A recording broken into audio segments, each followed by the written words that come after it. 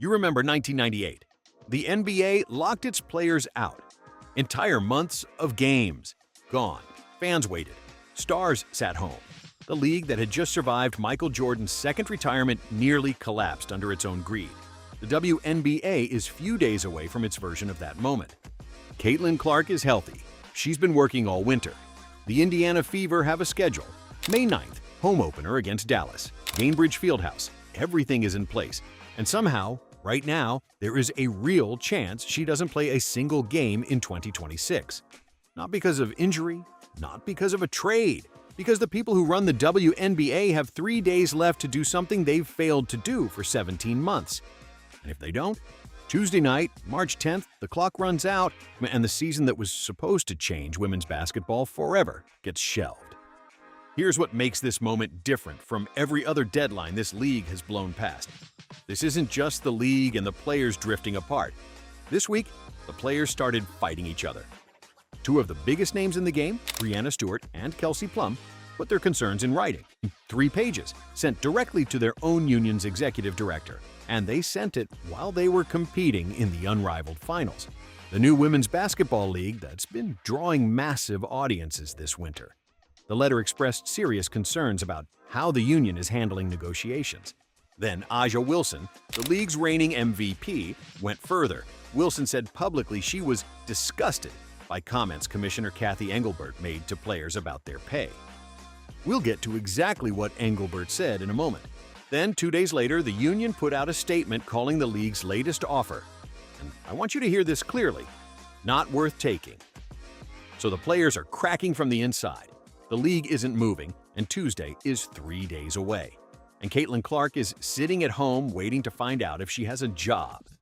Let's talk about what's actually on the table, because the numbers here will make you angry. And to understand them, you need to know one word: gross. There are 2 ways to measure revenue. Gross is the total money coming in the front door. Net is what's left after the league subtracts its expenses. The WNBA's proposal offers players roughly 70% of net revenue. Sounds generous until you realize the league controls what counts as an expense, and net revenue works out to less than 15 cents of every gross dollar the WNBA generates. The players said, "We want 26% of gross, no accounting tricks, no expense carve-outs, 26 cents of every dollar that walks in the door." For context, NBA players receive around 51% of gross revenue. The WNBA just signed a $2.2 billion television deal. The league called the players' proposal unrealistic and said it would cost ownership hundreds of millions of dollars. And then, this is the moment everything changed. The league went 6 weeks without responding to the union's proposal at all. 6 weeks. While the offseason froze. While Kelsey Mitchell's future at Indiana sat in limbo. While 80% of the league's players became free agents with nowhere to sign. One WNBA general manager told ESPN, "We have a countdown in our office. It's getting scarier and scarier to see." When the league finally moved, it offered one concession: some housing support for players. On the thing that actually matters, revenue sharing, they gave nothing. And that's when Breanna Stewart and Kelsey Plum picked up a pen. To understand why this has dragged on for 17 months, you have to understand who's actually sitting on the other side of the table. The WNBA's ownership structure is unlike anything in American sports. The league has 3 separate groups of stakeholders: the NBA's 30 owners, who control 42% of the league, the WNBA's own team owners, who control another 42%, and a group of outside investors brought in during a capital raise, owning the remaining 16%. Now here's where it gets interesting. Certain owners, including Herb Simon, who owns the Indiana Fever and the Indiana Pacers, have a stake in all 3 groups. He's an NBA owner, he's a WNBA team owner, and he participated in the capital raise. That means he has 3 separate financial reasons to keep player costs as low as possible. The more money that flows to players, the less flows to people like Herb Simon, 3 times over. And then there's Commissioner Engelbert.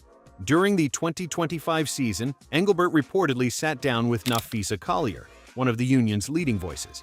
According to reports, Engelbert told Collier that players like Caitlin Clark should feel grateful for the financial opportunities the league has opened for them. Grateful to a league offering them less than 15% of what they generate. Collier went public. She called the league's leadership the worst in the world. Aja Wilson said she was disgusted.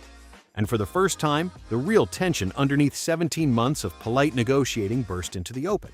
In December, the players' union voted, nearly unanimously, to authorize a strike if necessary.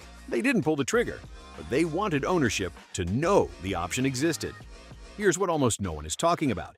Caitlin Clark is not a free agent right now. She's still on her rookie deal. The CBA fight isn't about her salary, not directly. But if the season gets delayed or shortened or canceled, she loses games. She loses the platform. She loses the momentum she spent 2 years building while playing through injuries that would have ended most careers. Clark has been clear about where she stands. "This is the biggest moment in the history of the WNBA," she said. "I don't want that to be forgotten. It's important that we find a way to play next season."